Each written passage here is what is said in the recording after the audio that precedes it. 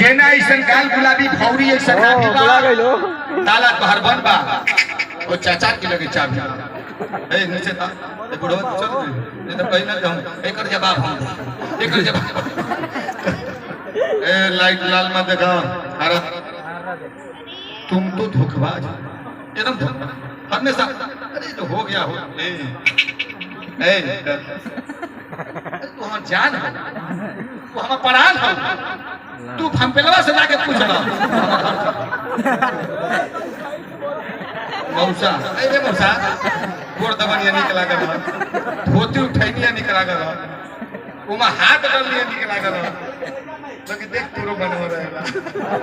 अच्छा तुरंत सबको हम रोक ले होते लगे 2-3 मिनट बाद रोक ले यार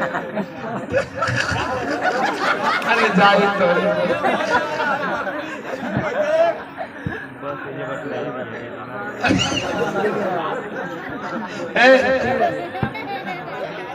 तनी से बहुत अच्छा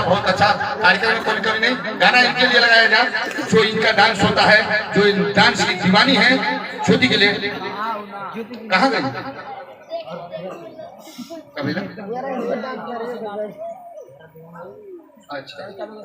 लव लेटर लगा था क्या